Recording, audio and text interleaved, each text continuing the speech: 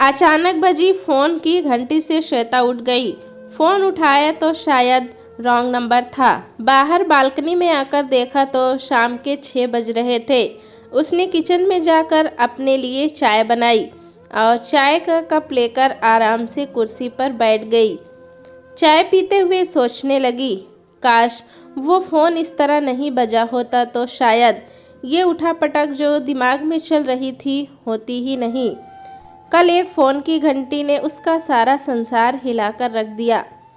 कल तक तो वो रोहित के साथ कितनी खुश थी। बीता वक्त एक किताब के पन्ने की तरह पलटना शुरू हो गया था। वो अपनी माँ की एकलौती संतान थी। माँ ने बड़े लाड प्यार से पाल पोस कर बड़ा किया था। रोहित एक सुंदर सजीला नौजवान था। कॉलेज टाइम से वो एक दूसरे को प्यार करते थे। कॉलेज में लड़कियां उससे दोस्ती करने को तरसती रहती। जब घर वालों को प्यार के बारे में बताया तो घर वालों ने खुशी खुशी रिश्ता मंजूर कर लिया। करते भी क्यों नहीं, ना कि कोई वजह ही नहीं थी। रोहित एक प्राइवेट फर्म में नौकरी करते थे। अच्छी खासी कमाई थी, सारे सुख आराम थे जो एक आदमी अपनी बेटी के लिए सोचता है। धूमधाम से शादी हुई और शादी के बाद दोनों बम्बई आ गए। बम्बई आने के बाद लाइफ में सिर्फ खुशियां ही थी। दोनों अपनी दुनिया में मस्त रहते। रोज़ सुबह रोहित को प्यार से ऑफिस भेजती, फिर सारा दिन इंतज़ार करती। जब शाम को रोहित आते तो साथ में घूमने जाते। खाना अक्सर बाहर ही खाते थे। अपनी दुनिया में खोए कब 2 साल गुजर गए पता ही नहीं चला। पर कल उस फ़ोन की घंटी से जैसे सब कुछ थम सा गया। फ़ोन पर वो लड़की अपना नाम गरिमा बता रही थी। कह रही थी वो उससे मिलना चाहती है। रोहित के बारे में कुछ बताना है। वो तुमको धोखा दे रहा है। वो लड़की मुझसे क्या कहना चाह रही थी, क्या करे, रोहित से बात करे या ना करे, कुछ समझ नहीं पा रही थी। क्योंकि रोहित से बात करने का मतलब था प्यार पर शक करना। उसे अपने प्यार पर विश्वास होना चाहिए या उस अनजान लड़की के फ़ोन पर जिसे वो जानती तक नहीं। वो ख्यालों में खोई थी कि रोहित ने पीछे से आकर गले में बाहें डाल दी और प्यार से बोला, मैडम किस ख्याल में खोई हुई हो? अरे आप कब आए? मैडम इतनी देर से डोरबेल बजा रहा था, दरवाज़ा नहीं खोला तो मैंने सोचा आप बाहर हैं। अपनी चाबी से दरवाज़ा खोलकर अंदर आ गया। क्या बात है, सुंदर चेहरे पर 12 क्यों बजे हैं? अच्छा तुम बैठो, मैं चाय बनाकर लाती हूँ। रोहित ने बड़े प्यार से उसको अपनी तरफ खींचते हुए बोला, जाने मन कोई प्रॉब्लम है क्या?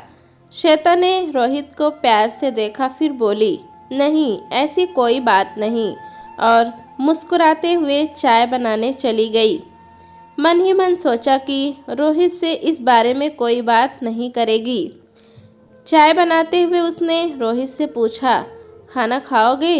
रोहित बोला, ऐसा करो बहुत देर हो गई है, तुम भी थकी थकी लग रही हो, आज बाहर ही खाना खाने चलते हैं। तुम चाय पीकर तैयार हो जाओ, पास ही एक नया होटल खुला है, आज वहीं चलते हैं। श्वेता सिर हिलाकर अंदर चली गई। उसने रोहित की पसंद की पिंक साड़ी पहनी और तैयार हो गई। अपने आप को शीशे में देखकर सोचने लगी, आज तो वो बहुत सुंदर लग रही है। हिन्नी जैसी बड़ी बड़ी आँखें, गुलाब की पंखुड़ी की तरह होंठ, जो भी देखे देखता ही रह जाए। भला रोहित किसी के चक्कर में क्यों पड़ेगा? अरे मैडम, आज खाना खिलाने का इरादा है या यूं ही कि? श्वेता बाहर आ गई। रोहित उसे देखता ही रह गया। अरे बाप रे, आज तो जनाब के इरादे ही समझ में नहीं आ रहे। हाय मार ही डालोगी क्या? रोहित ने कुछ शायराना अंदाज में इस तरह कहा कि श्वेता हंस पड़ी। अच्छा अब जल्दी चलो, और दोनों बाहर आ गए। वापस आने पर श्वेता काफ़ी रिलैक्स महसूस कर रही थी। सुबह उठी, अपनी दिनचर्या शुरू की। रोहित को नाश्ता दिया। रोहित ऑफिस चला गया था। रोहित को भेजकर वापस लौटी तो देखा चारों तरफ घर बिखरा हुआ था।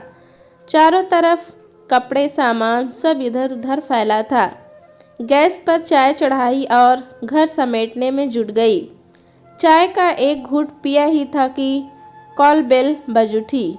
श्वेता बड़बड़ाने लगी, लगता है आज बाई जल्दी आ गई, आज इसकी अच्छे से खबर लेंगे। बड़े गुस्से से श्वेता ने दरवाज़ा खोला तो सामने एक लड़की को देखकर श्वेता चौंक गई। उस लड़की ने नीली जीन्स टॉप पहन रखा था, बालों को खुला छोड़ा हुआ था, रंग गोरा, सुंदर नैन नक्श, उम्र कोई 27 से 28 साल होगी। जी आप कौन? श्वेता अपने को संभालती हुई बोली। अरे अंदर आइए, लड़की बोली। आप मुझे नहीं जानती पर मैं आपको अच्छी तरह जानती हूँ। आप रोहित की पत्नी श्वेता है ना? मैंने ही आपको फ़ोन किया था। इतना सुनते ही श्वेता के होश उड़ गए और चेहरा लाल हो गया। लगभग चिल्लाती हुई बोली, तुम्हारी इतनी हिम्मत कि तुम मेरे घर तक आ गई?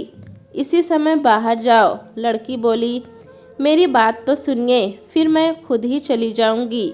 श्वेता ने उसको घर से बाहर धक्का दिया। लड़की गुस्से में बोली, जिस पति पर इतना विश्वास करती हो वो तुमसे ज़्यादा मुझे प्यार करता है। फिर भी अगर तुम देखना चाहती हो तो शाम को जब रोहित आए तो कहना गरिमा तुम्हारा इंतज़ार नीचे पार्क में कर रही है। और वो पैर पटकती हुई बाहर की तरफ चली गई। श्वेता ने दरवाज़ा बंद किया और धड़ाम से सोफे पर पसर गई। उस लड़की का आत्मविश्वास देखकर यही लग रहा था कि वो सच कह रही है। श्वेता सोचते ही अंदर तक कांप गई कि कहीं ये सच हुआ तो वो क्या करेगी? क्या यूं ही सब खत्म हो जाएगा? वो रोहित के बिना एक पल भी नहीं रह सकती। क्या वो रोहित को माफ़ कर पाएगी? सोचते सोचते न जाने कब आँख लग गई, पता भी नहीं चला। डोरबेल फिर बजी तो घबरा गई। दरवाजे पर काम वाली बाई खड़ी थी। क्या मेम साहब, कितनी देर से आपको आवाज़ लगा रही हूँ। बड़बड़ करती काम में लग गई। श्वेता किचन में गई पर कुछ करने का मन नहीं किया। अनमने मन से बाहर आकर अखबार उठा लिया पर मन तो कहीं और ही था। जिसकी एक मुस्कुराहट पर जान देने को तैयार रहता वो उसे धोखा कैसे दे सकता है? फिर खुद ही सोचने लगी, ऐसा हो ही नहीं सकता। मुझे अपने प्यार पर शक नहीं करना चाहिए। ऐसा लगा कि अभी कल की ही तो बात थी जब रोहित उससे दोस्ती करने के लिए कितने जतन करता था। बस स्टॉप से कॉलेज तक पीछा करता, कभी उसकी सहेली से दोस्ती का बहाना करता। दोनों एक कॉलेज में, पर वो आर्ट की और वो साइंस स्टूडेंट था। रोहित बहुत कोशिश करता और वो थी कि घास ही नहीं डालती थी। पर एक दिन कुछ ऐसा हुआ कि वो और उसकी माँ मंदिर जा रहे थे। उस दिन काफ़ी तेज़ बारिश हो रही थी। अचानक रोड पार करते समय माँ गाड़ी के नीचे आ गई। तभी रोहित कहीं से आ गया, माँ को उठाया और अस्पताल ले गया। जब तक माँ को होश नहीं आ गया वो वहीं था। धीरे धीरे हम मिलने लगे। मुलाकातें प्यार में कब बदल गईं पता ही नहीं चला। एक दिन पार्क में उसकी गोद में सर रखकर लेटे हुए पूछा कि उस दिन तुम वहाँ कैसे आ गए थे? रोहित हंसते हुए बोला, मैडम आपका पीछा करते हुए पहुँच गया। मैंने बड़े प्यार से उसकी आंखों में आंखें डालकर पूछा, क्या सचमुच इतना प्यार करते हो? उसने बड़े ही प्यार से बोला, हाँ। और उसकी इस हाँ में इतना प्यार था, अगले ही पल शर्मा कर उसकी बाहों में समा गई। मैडम जा रही हूँ की आवाज़ से चौंक गई।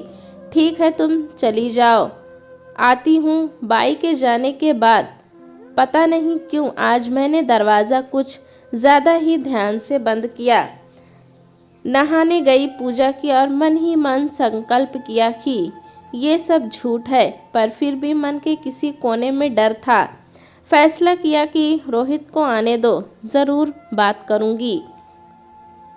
आज ढंग से तैयार होने का भी मन नहीं किया। घड़ी देखी तो 2 बजे थे और रोहित को आने में अभी 6 घंटे बाकी थे।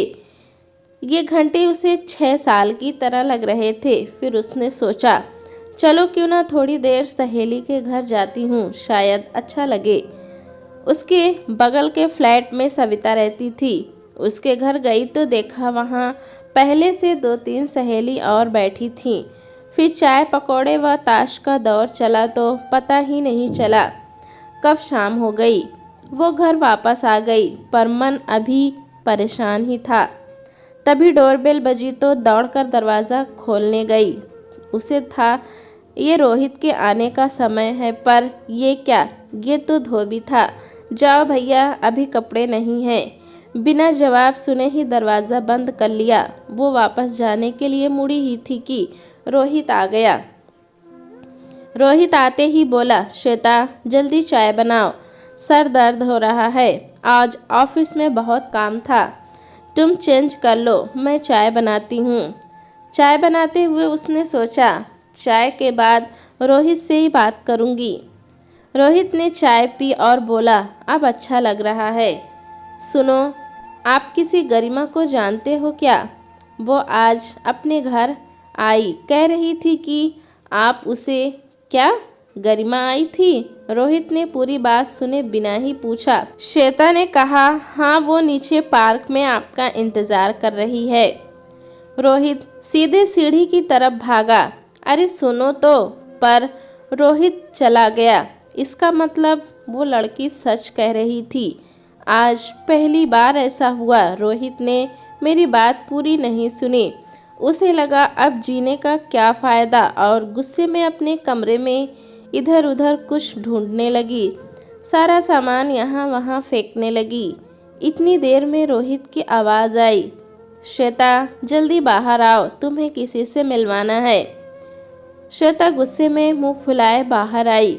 इससे पहले वो कुछ कहती, रोहित बोला, श्वेता ये है मेरी प्यारी छोटी बहन गरिमा और ये मेरे मामा की बेटी है। हमारी शादी के समय ये विदेश में थी। बचपन से ही हम दोनों अच्छे दोस्त थे।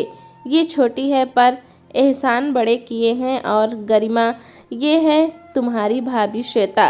अरे आप लोग आराम से बैठो। गरिमा मैं अभी आता हूँ। भाभी मैंने तो आपको डरा दिया। असल में मेरी और भैया की शर्त लगी थी कि मैं आप दोनों की लड़ाई करा दूंगी। अफसोस मैं हार गई और आपका विश्वास जीत गया।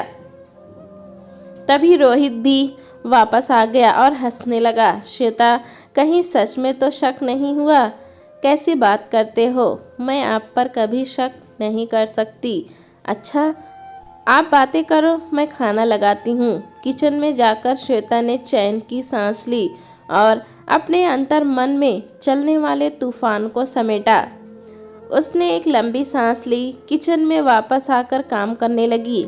इतने दिनों से दिमाग में जो उथल पुथल मची थी वो सब अब खत्म हो गई थी। आईने में देखकर चेहरा ठीक किया और नई स्फूर्ति के साथ मुस्कुराते हुए ड्राइंग रूम की तरफ बढ़ गई। आज उसके रिश्ते को एक नया मोड़ जो मिल गया था। दोस्तों कहानी कैसी लगी हमें कमेंट में ज़रूर बताएं। चैनल पे नए हैं तो एक लाइक और सब्सक्राइब करना ना भूलें।